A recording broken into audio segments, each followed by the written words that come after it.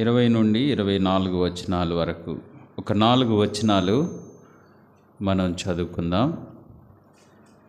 మత్తయి సువార్త 20వ అధ్యాయము 20వ వచనం నుంచి 24 వచనాల వరకు. సహోదరులు దగ్గర ఎవరి దగ్గర మైక్ లేనట్టుంది కదా, ఉందా? ఉంటే దయచేసి చదవండి.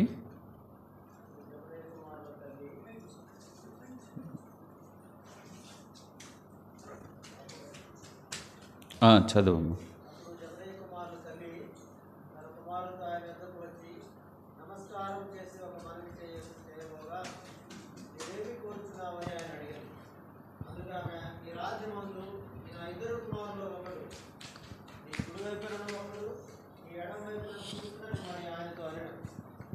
అందుకు యేసు, మీరేమి అడుగుచున్నారో అది మీకు తెలియదు.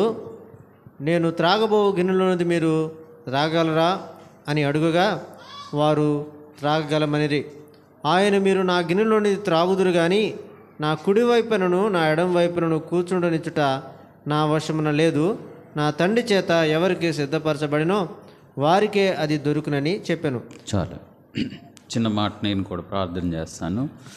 కనికర సంపన్నుడు అయిన తండ్రి, మీకు వందనాలు, స్తోత్రాలు చెల్లిస్తూ ఉన్నాం. ఈ రాత్రికాల సమయంలో కొన్ని నిమిషాలు మీ మాటలు ఆలకించడానికి చదవబడిన లేఖన భాగాన్ని దీవించండి. అల్పుణ్ణైన నన్నును కూడా మీ ఆత్మతో నింపి బలపరచండి. కూడి వచ్చిన మాకు ప్రయోజనకరమైనటువంటి మీ మాటలు మా ఆధ్యాత్మిక ఎదుగుదలకు, సంఘక్షేమం కొరకు, ప్రభువా విశ్వాసకి ఉద్యోగం కలుగులాగన నీ చిత్తాన్ని మేము జరిగించువారిగా ఎలా ముందుకు సాగాలో నీ తేటైన మాటలు ఈ రాత్రి వేళ మాతో మాట్లాడమని మమ్మల్ని మీకు అప్పగించుకుంటూ మా రక్షకుడైన యేసుక్రీస్తు నామమును ప్రార్థించి వేడుకుంటూ ఉన్నాం తండ్రి, ఆమేన్. సమయంలో మరి మత్తయి సువార్త 20వ అధ్యాయము 20 వచనాల నుండి 24 వచనాలు మనం చదువుకున్నాం. దీనిలో ఈ భాగంలో ఈరోజు నా వాక్య అంశం ఏంటంటే, సలోమి తన కుమారుల కొరకు చేసిన ప్రార్థన. సలోమి తన కుమారుల కొరకు చేసిన ప్రార్థన. మరి 20వ వచనంలో మనం చూస్తే, జబదయి కుమారుల యొక్క తల్లి యేసు ప్రభు వారి దగ్గరికి వచ్చి ఒక ప్రార్థన చేసింది. బైబిల్ పండితులు జబదయి కుమారులు యొక్క తల్లి అని ఇక్కడ చూస్తూ ఉన్నాం, కానీ బైబిల్ పండితులు ఏమంటారంటే ఆమె ఎవరో కాదు, సలోమి అని మరి వారు చెప్తారు. యేసు ప్రభు వారు సిలువలో మరణించేటప్పుడు, ఆయన తిరిగి సమాధి చేయబడినప్పుడు, తిరిగి లేచినప్పుడు ఆమె పేరు ప్రస్తావించబడింది. మార్కు సువార్త 15వ అధ్యాయము 40వ వచనం. మార్కు సువార్త 15వ అధ్యాయము 40వ వచనంలో మనం చూసినట్లయితే, అక్కడ కొందరు స్త్రీలు దూరం నుండి చూచుండిరి. యేసు ప్రభువారు సిలువలో మరణిస్తూ ఉంటుండగా దూరం నుంచి చూసి, వారిలో మగ్దలేని మరియయు, చిన్న యాకోబు, యేసే అని వారి తల్లి అయిన మరియయు, సలోమియు ఉండిరి అనే మాట ఇక్కడ చూస్తున్నాం. మరొక రిఫరెన్స్ కూడా సపోర్టెడ్గా, తిరిగి లేచినప్పుడు కూడా వారు మార్కు సువార్త 16వ అధ్యాయం 1వ వచనం, దాని ప్రక్కనే మనం చూస్తాం. విశ్రాంతి దినం గడిచిపోయిన తర్వాత మగ్దలేని మరియయు, యాకోబు తల్లి అయిన మరియయు, సలోమియు వచ్చి ఆయనకు పుయ్యవలెనని సుగంధ ద్రవ్యాలని కొన్నారు అన్న మాటని మనం ఇక్కడ చూస్తూ ఉన్నాం. ప్రియులారా, మరి మనం ఆలోచన చేసినట్లయితే ఈమె మరి సలోమి అని బైబిల్ పండితుల యొక్క అభిప్రాయం. ఆమె ఎవరి గురించి, దేనికోసం ప్రార్థన చేస్తూ ఉంది? మనం మొదటిగా చదువుకున్నాం కదా, మత్తయి సువార్త 20వ అధ్యాయంలో ఆమె ప్రార్థనలో మెయిన్ వ్యక్తులు ఎవరు అంటే వారి కుమారులు. ఈ కుమారులకి ఏం కావాలంట? రాజ్యం కాదు, రాజ్యం అంటే ఇచ్చేవాడేమో. వాళ్ళకి సింహాసనాలు కావాలంట. ఎక్కడ? పరలోక రాజ్యంలో యేసుక్రీస్తు ప్రభువారికి రైట్ ఒకరు, లెఫ్ట్ ఒకరు సింహాసనాల మీద కూర్చోవాలి. ఈ ప్రార్థన అసలు ఎందుకు ఇలాంటి కోరిక? యేసుప్రభు వారు రాగానే, యేసుప్రభు వారు ఒక చోట ఉన్నాడు, రాగానే వీళ్ళందరూ కూడా నమస్కారం చేశారు. లోపలికి రాగానే చక్కగా ముగ్గురు నమస్కారం చేశారు. నమస్కారం చేయగానే వీళ్ళు పద్ధతి చూడగానే అర్థమైపోయింది. యేసుప్రభు వారు ఏమంటున్నాడు? మీరు ఏం కోరుకోబోతున్నారో నాకు అర్థమవుతుంది. ఏదో కోరుకోవడానికి వచ్చారు, చెప్పండి ఏంటో మీ కోరిక చెప్పండి అంటే, ఏం లేదు ప్రభువా, నీ సింహాసనానికి కుడివైపున ఒకడిని, ఎడం వైపున ఇంకొకడు, నా 2 కొడుకులు మాత్రమే నీ సింహాసనం దగ్గర కూర్చోవాలి, ఇది నా కోరిక అనగానే యేసు ప్రభు వారు, అసలు మీరు ఏం ప్రార్థన చేస్తున్నారో మీకు అర్థమవుతుందా అన్నాడు కదండి. అన్నాడా? చాలాసార్లు మనం కూడా చాలా కోరికలు ప్రార్థనలో పెడతా ఉంటాం. యేసు ప్రభు వారు కూడా ఇట్లా అంటాడే మీ గురించి, అసలు మీరేం ప్రార్థన చేస్తున్నారమ్మా, మీకు కనీసం నాకు కాదు మీకన్నా అర్థమవుతుందా అని యేసు ప్రభు వారు అడిగి వెంటనే ఒక మాట అన్నాడు. దానికంటే ముందు, ఎందుకు ఇలాంటి ప్రార్థన, ఇలాంటి కోరిక ఈమె చేస్తుంది, కోరుకుంటుంది, ఇలాంటి ప్రార్థన ఈమె చేస్తూ ఉంది అంటే, ఆమె ఏదో తన సొంతగా ఈ కోరిక కోరటం లేదు. అర్థమవుతుందండి? ఒకటి, యేసు ప్రభు తన రాజ్యంతో వచ్చి సింహాసనాన్ని స్థాపిస్తాడు అని ఏం చేసింది? మొట్టమొదటిగా నమ్మింది కాబట్టే ఆమె ఈ ప్రార్థన చేస్తుంది. ఒక్క మాట 19వ అధ్యాయంలోకి రండి. మత్తయి సువార్త 19వ అధ్యాయంలో మనం చూసినట్లయితే 27 చదువుతారు, 27, 28. పేతురు, ఇదిగో మేము సమస్తమును విడిచిపెట్టి నిన్ను వెంబడించితిమి గనుక మాకేమి దొరుకునని ఆయనను అడుగగా యేసు వారితో ఇట్లనెను, ప్రపంచ పునర్జన్మమందు, జాగ్రత్తగా వినండి ఈ మాట, ప్రపంచ పునర్జన్మమందు మనుష్య కుమారుడు తన మహిమ గల సింహాసనము మీద ఆసీనుడై ఉన్నప్పుడు నన్ను వెంబడిస్తున్న మీరు కూడా, అనగా మీ 12 మంది శిష్యులు కూడా 12 సింహాసనముల మీద ఆసీనులై ఇశ్రాయేలు 12 గోత్రముల వారికి తీర్పు తీర్చుదురు. అది ఈ మాట వింది ఎవరు? అమ్మా, మీరేమో అనుకుంటున్నారు, ప్రపంచ పునర్జన్మమందు నేను సింహాసనం మీద కూర్చుంటా. పేతురు అన్న మాటకి యేసు ప్రభు వారు జవాబు చెప్తా ఉన్నాడు, మేము సమస్తము విడిచిపెట్టి నిన్ను వెంబడిస్తున్నాం, మాకేంటి ప్రయోజనం అని చెప్పినప్పుడు ఆయన అన్నాడు, నేను ప్రపంచ పునర్జన్మమందు ఒక సింహాసనం మీద కూర్చుంటాను, నా చుట్టూ కూడా రౌండ్గా ఎంతమంది కూర్చుంటారు? ఎవరు? 12 మంది. 12 మంది శిష్యులు కూడా కూర్చొని ఇశ్రాయేలీలకు, యూదులకు తీర్పు తీరుస్తారు అని చెప్పగానే ఈ మాట బాగా ప్రసంగంలో ఎక్కేసింది. ఎవరికి? సలోమికి. రాగానే ఇప్పుడు మరుసటి రోజు వచ్చేసింది, 20వ అధ్యాయంలో వచ్చేసి, అయ్యా నాకు ఇవన్నీ అనవసరం, కానీ నీవు సింహాసనం మీద కూర్చొని పరిపాలన చేసేటప్పుడు నా 2 కుమారులు కుడివైపున ఒకరు, ఎడం వైపున ఒకరు కూర్చోవాలి అని చెప్పాడు. ఇంతకీ సొలోమి యొక్క కుమారులు పేర్లేంటి? ఏమ్మా? జబదయి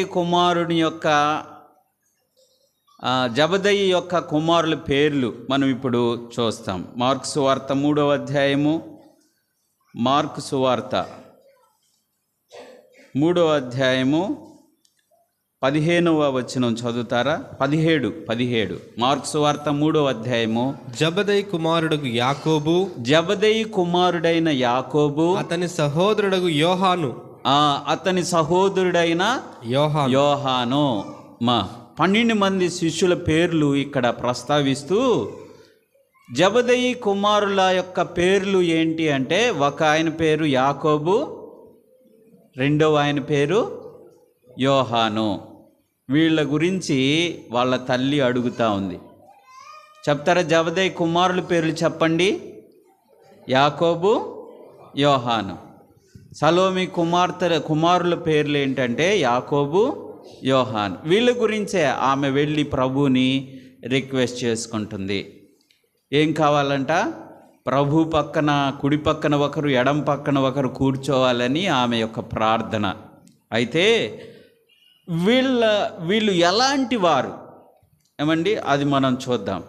వీళ్ళు ఎలాంటి వారు అంటే అదే 17వ వచనం చదవండి. 3:17. వీరిద్దరికి ఆయన బోయనెర్గస్ అని పేరు పెట్టెను. ఎవరిద్దరికి? యాకోబుకి, యోహానికి ఏమని పేరు పెట్టాడంటే యేసు ప్రభు వారు బోయనెర్గేస్ అని హెబ్రూ భాషలో పెట్టాడు. బోయనెర్గేస్ అంటే అర్థం ఏంటి? ఉరిమెడి వారని అర్థం. అంటే ఉరిమెడి వారంటే మన భాషలో చెప్పాలంటే ముక్కోపిస్టులు ఏమండి, షార్ట్ టెంపర్ అంటారు ఇంగ్లీష్లో. ఏ చిన్నదానికి కూడా ఉరిమి కోపపడతారు, చాలా ఆవేశం ఎక్కువ. ఇలాంటి వాళ్ళకి ఏం కావాలంట చెప్పండి? సింహాసనం మీద కూర్చుంటే ఇక రాజ్యంలో మనుషులను బ్రతకనిస్తారా? సరే, ఇంకొక మాట కూడా చూద్దాం. ఎందుకు ఆ పేరు పెట్టారంటే, లూకాసు వార్త 9వ అధ్యాయము 54వ వచనం చూద్దాం. వాళ్ళ స్వభావం మరి ఇంకా తేటగా మనకు అక్కడ కనపడుతుంది. వాళ్ళు ఎలాంటి వారు? లూకాసు వార్త 9వ అధ్యాయము 54వ వచనం. 54. శిష్యులైన యాకోబును యోహానును అది చూచి, యేసుక్రీస్తు శిష్యుల్లో ఉన్న యాకోబు, యోహానులు అది చూసి, ప్రభువా ఆకాశము నుంచి అగ్ని దిగి వీరిని నాశనము చేయనట్లు మేము ఆజ్ఞాపించుట నీకు ఇష్టమా? వీళ్ళు ఆజ్ఞాపిస్తే ఏం చేస్తారంట? ఆకాశం నుంచి అగ్నిని దించుతారంట. బైబిల్లో నుంచి ఆకాశం నుంచి అగ్నిని దించిన వారు ఎవరున్నారు చెప్పండి? ఏలియా ఒక్కడే కదండి. అంత పవర్తో మేము ఉన్నాం. అసలు నువ్వు యేసయ్య, నువ్వు సెలవి, మేము ఆజ్ఞ ఇగానే ఆకాశం నుంచి అగ్ని దిగి వచ్చి ఆ ఊర్లో వాళ్ళందరినీ నాశనం చేయడానికి మేము చేస్తాం అని చెప్పి. అంటే వారు ఎంత కోప ఉద్రేకులో మనకి ఇక్కడ అర్థమవుతుంది కదండి. అందుకని దేవుడు ఏమని పెట్టాడంటే వాళ్ళకి ఉరిమెడి వారు అనే పేరు పెట్టారు. మనం అనుకుంటాం 12 మంది శిష్యుల్లో షార్ట్ టెంపరు, ఎక్కువగా మాట్లాడేది ఎవరు అనుకుంటాం? పేతురు. అందుకని దుడుకు పేతురు అని పెడతాం. దుడుకు పేతురు కంటే ఇంకా ఉడుకుగా ఉంటారు వీళ్ళు. దుడుకు పేతురు కాదు, వీళ్ళకి ఉడుకు యాకోబు, ఉడుకు యోహాన్ అని పెట్టాలి. కదిలాడితే ఆకాశం నుంచి అగ్నిని దించి కాల్చేస్తాం, నాశనం చేస్తాం అంటారు. అలాంటి భయంకరమైనటువంటి స్వభావం కలిగిన వారి పిల్లల కోసం వాళ్ళ తల్లి ఏమని ప్రార్థన చేస్తూ ఉంది? కుడివైపున ఒకరు, ఎడమ వైపున ఒకరు నీతో పాటు సింహాసనం మీద కూర్చోవాలి. అయితే ఈ రాత్రి మనకేంటంటే మన పిల్లల కోసం మనం ఏమని ప్రార్థన చేస్తున్నాం? సూజన్ వెస్లీ అనే ఆమె, జాన్ వెస్లీ గారి తల్లి, వారికి మొత్తం 13 అబ్బాయిలు. రాత్రంతా కూడా వాళ్ళ పిల్లల కోసం ప్రార్థన చేసేదంట. ఒక్కొక్కరి యొక్క తల దగ్గరికి పోయి చేతులు ఉంచి, ప్రభువా వీళ్ళ గొప్ప సేవకులు కావాలి, అనేక ఆత్మలు నీ కోసము తీసుకురావాలి అని రాత్రంతా ప్రార్థన చేసేదంట వాళ్ళ కోసం. 13 కూడా మరి ఎంతో గొప్ప సేవకులయ్యారు. ఎంత మరి దేవుని పరిచర్య చేశారో వారి యొక్క చరిత్ర పుస్తకంలో మనం చదువుతాం. కాబట్టి మన పిల్లలు, మనం అనుకుంటాం మన పిల్లలు వాళ్ళలాగా లేరు, వాళ్ళకి మార్కులు కూడా తక్కువే వస్తున్నాయి బ్రదర్. వాళ్ళంతా కొంచెం కూడా కుదిరిగా ఉండరు కదా. మన పిల్లలు ఎలాంటి వాళ్ళు, అటు ఇటు పరిగెత్తుతారు, ఉరుకుతారు, దూకుతారు, పడిపోతూ ఉంటారు, గాయాలు చేసుకుంటూ ఉంటారు అని మనం అనుకుంటాం. కానీ అలాంటి పిల్లల్ని దేవుని దగ్గరికి తీసుకొస్తే దేవుడు ఎలా సాధువుగా మృదువుగా చేశాడో మనం లేఖనాల్లో చూస్తాం. ఇలాంటి పిల్లల కోసం వాళ్ళ తల్లి ప్రార్థన చేస్తూ ఉంది. కానీ దేవుడు ఆమె ప్రార్థనని అంగీకరించాడా, అంగీకరించలేదా? ఏమో చదువుకున్నాం కదా. అసలు మీరేం ప్రార్థన చేస్తున్నారు, కనీసం మీకైనా అర్థం అవుతుందా అన్నాడు. అంటే అంగీకరించాడనే, అంగీకరించలేదనే కదా. యేసుప్రభువారు కింద కూడా అన్నాడు. ఏమన్నాడంటే, మీరు త్రాగినా త్రాగుతారు కానీ అది నా చిత్తంలో లేదు, తండ్రి చిత్తంలో ఉంది అన్నాడు. యేసుప్రభువారు వెంటనే వాళ్ళతో ఏమన్నాడంటే, సింహాసనం మీద కూర్చోడానికి చాలా ఆశపడుతున్నారు, కానీ నేను త్రాగబోయే గిన్నెలోని త్రాగుతారా అన్నాడు. అనగానే వాళ్ళు ఏమన్నారంటే, చాలా స్పీడు ఉడుకుపేతులు, వీళ్ళు ఉడుకు కదా, ఓ తాగేస్తామన్నారు. ఏంది పరమాణం అనుకున్నారేమో, ఏమండి, లేకపోతే పాయసం అనుకున్నారు. నేను తాగబోయే గిన్నెలో తాగుతారా అంటే ఎస్ బాగా తాగేస్తాం, నీకంటే ఫాస్ట్గా తాగేస్తాం అన్నారు.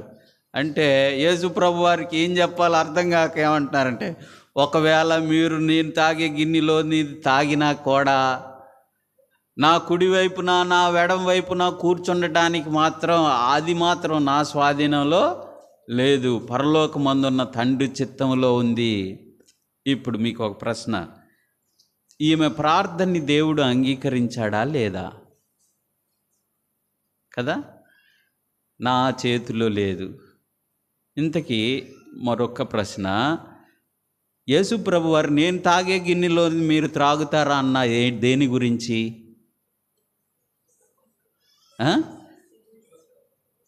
సిలువ శ్రమలను గురించి. యేసుప్రభు వారు గచ్చమనే తోటలో ప్రార్థన చేశాడు కదా, ముమ్మారు భూమి మీద పడి చెమట బిందువులు రక్త బిందువులుగా మారునంతగా, తండ్రి సాధ్యమైతే ఈ గిన్నెను నా యొద్ద నుండి తీసివేయి అని ప్రార్థన చేశాడు. తొలగించు, నేను త్రాగలేకపోతున్నాను. అది తలుసుకుంటే, ఆ సిలువ శ్రమల్ని తలుసుకుంటే యేసుప్రభు వారికి ముందుగానే కనపడతా ఉంది. వారు ఆయనను ముసుగు వేసి గుద్ది, నిన్ను గుద్దినవాడు ఎవడో చెప్పు, దేవుని కుమారుడు అయితే, ఆయన చెంప వెంట్రుకలు పీగుతూ ఉన్నారు, ముఖం మీద ఉమ్మి వేస్తూ ఉన్నారు, అన్యాయంగా ఆయనను తీర్పు తీర్చారు. 1 తక్కువ 40 కొరడా దెబ్బలు, దేహమంతయు నాగేటి సాళ్ళ వలె దున్నబడతా ఉంది. ఇదంతా ప్రభువారు ముందుగా తెలుసుకొనే ఉన్నాడు, అన్నీ తెలుసు. ఆయన ఎలా హింసిస్తారో, ఎంత భయంకరమైనటువంటి శ్రమలో పాలవుతాడు, అదంతా కూడా ప్రభువారికి తెలుసు. 3 పర్యాయాలు తన శిష్యులతో చెప్పాడు, ఇదిగో నేను చనిపోబోతున్నానని. ఆయన మరణమును గురించిన విషయాలు శిష్యులతో చెప్పాడు, కానీ వాళ్ళకి అసలు ఏమీ అర్థం కాలేదు. ఇది శ్రమలు అనేటువంటి పాత్రలోనిది మీరు త్రాగుతారా అని ప్రశ్నించాడు. ఏమండి, ఈరోజు సంఘంలో దేవుని సన్నిధిలో చాలామంది ఏమడుగుతారంటే, నాకు కూడా ఒక సీట్ ఇన్ బ్రదర్, సీట్ అంటే స్వీట్ అనుకున్నారు, ఒక అధికారం ఏంటి సంఘంలో, మేము కూడా ఏం చేయాలి, ఏలాలి, మేము కూడా నడిపిస్తాం, మేము కూడా చేస్తాం అని ప్రభువుని అడిగితే ప్రభు ఏమన్నాడంటే, సింహాసనానికంటే ముందు ఎక్కడికి వెళ్ళాలి, సిలువకి వెళ్ళాలి, శ్రమలు అనుభవించాలి.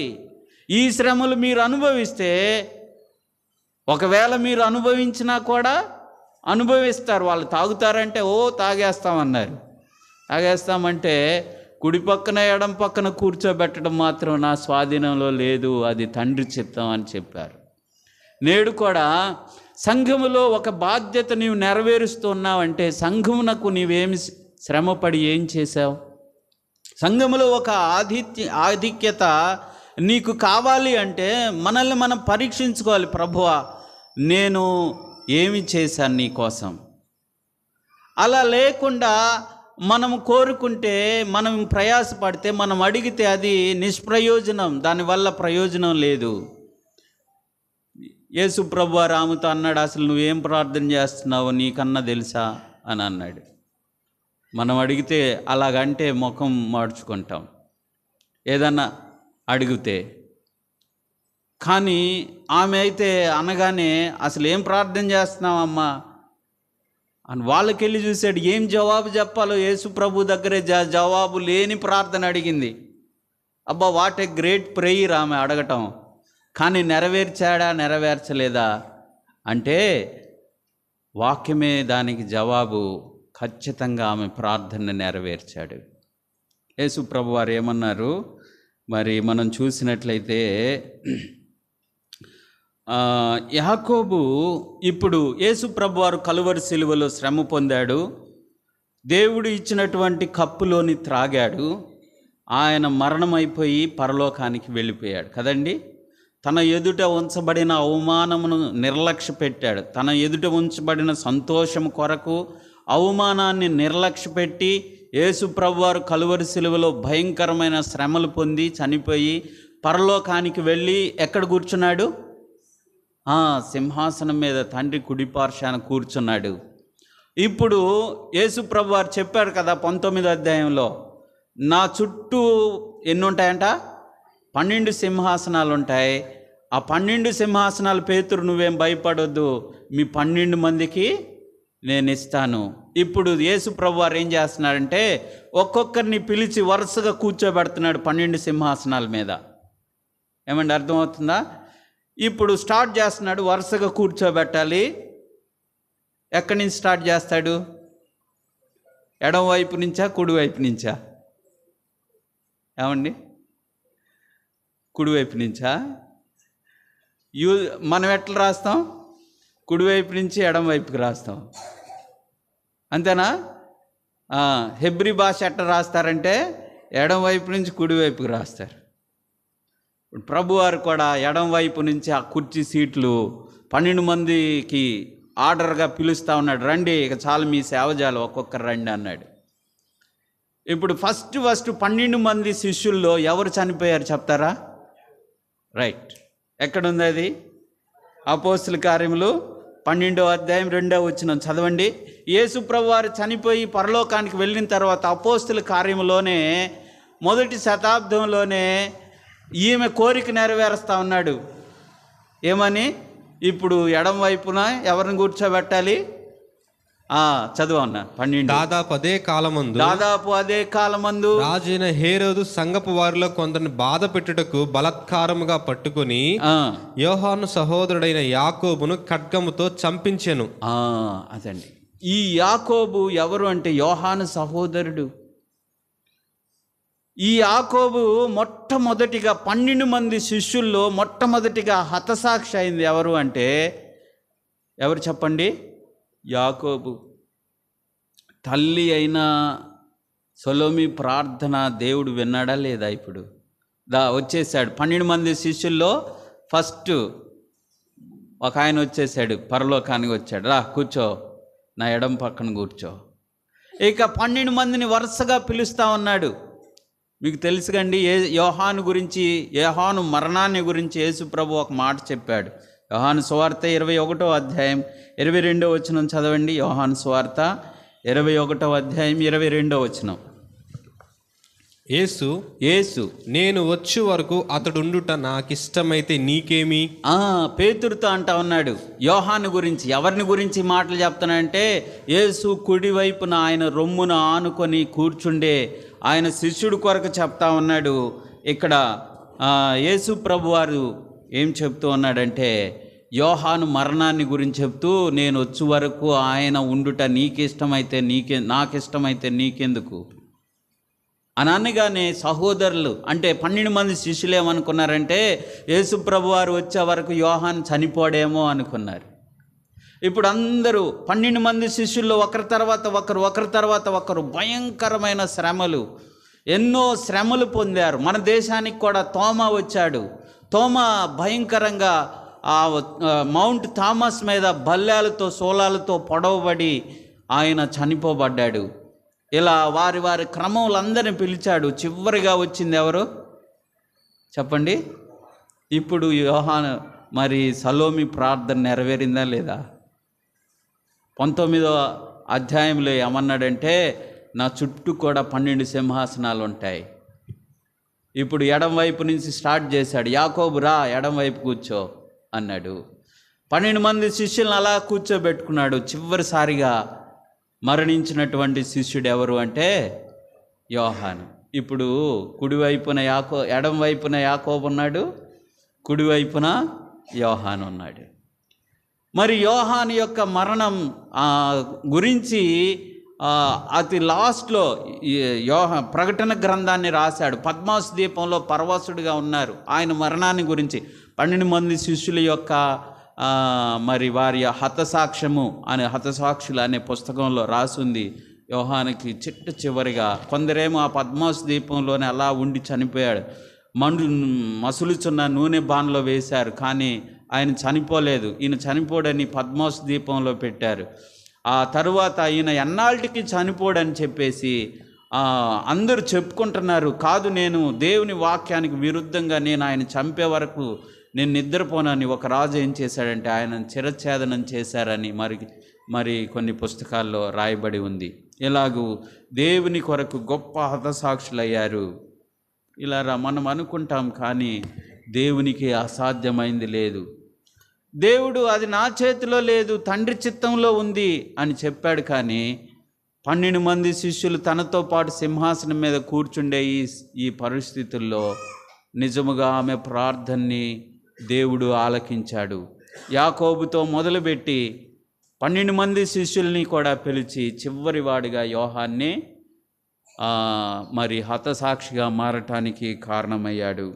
ప్రియులారా, మనం అనుకుంటాం చాలాసార్లు, నా ప్రార్థన దేవుడు వింటున్నాడా లేదా?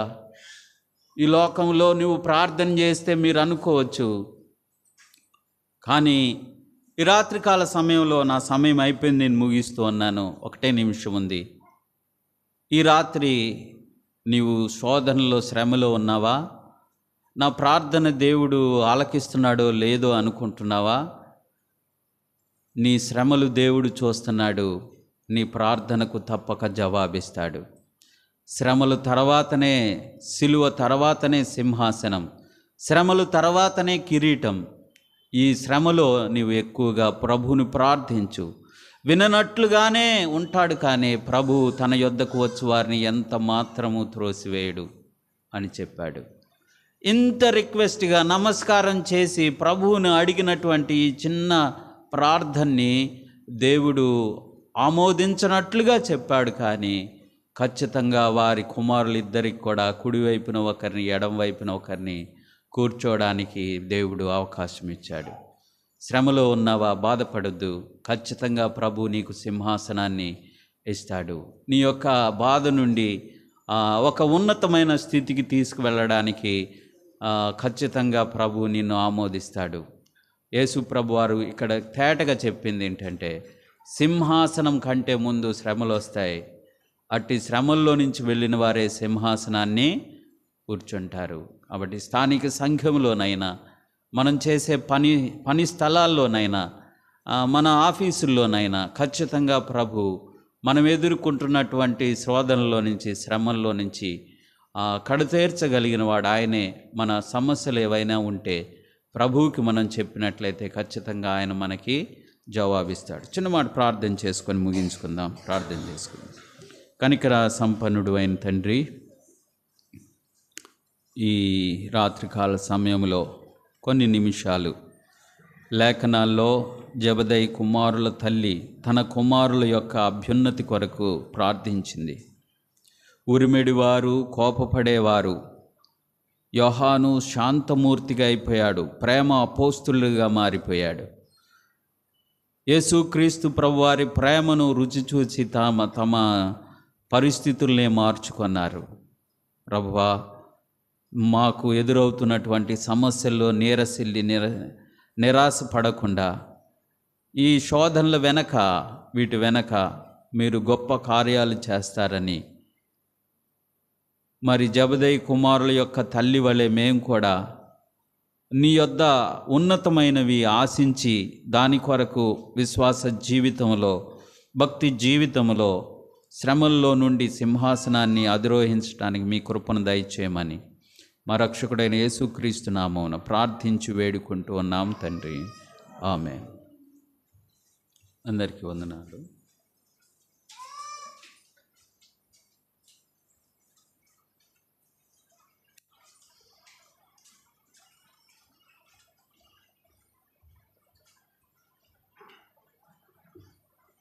ప్రభునామున ఇంతవరకు దైవ సందేశాన్ని అందించినటువంటి దేవుని దాసులు, దైవజనులు, మనకు అత్యంత ఆప్తులు ప్రవీణ్ అన్నకు ప్రత్యేకమైన వందనాలు తెలియజేస్తున్నాం.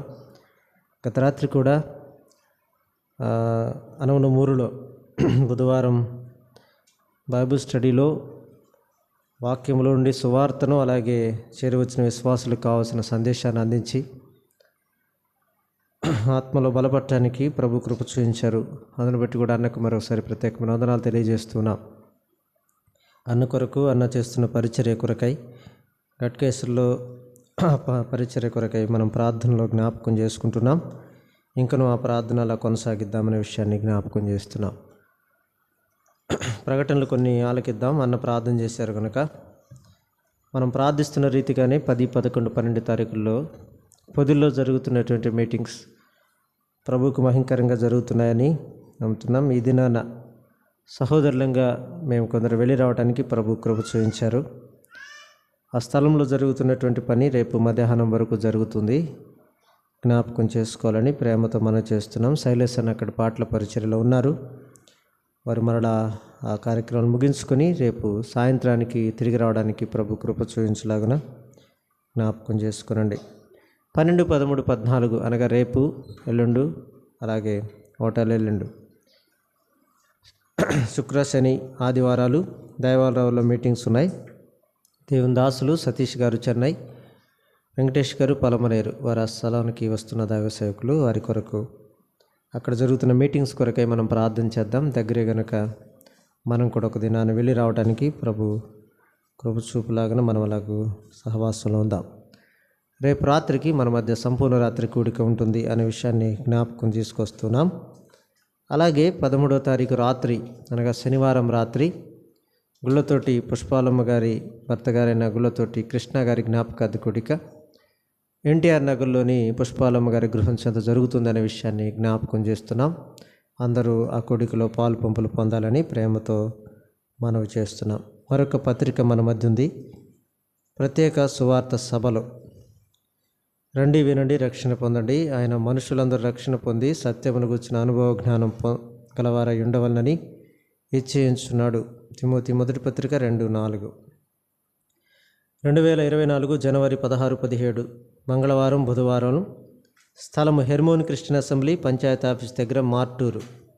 సమయం ప్రతిరోజు ఉదయం 10 గంటలకు, మధ్యాహ్నం 2:30 గంటలకు, రాత్రి 7:30 గంటలకు. దైవర్తమానికులు బ్రదర్ వి శ్యాంబాబు గారు కడప, బ్రదర్ అజయ్ మాథ్యూ గారు ముంబై, బ్రదర్ జోయల్ జస్వంత్ గారు మేదరమెట్ల.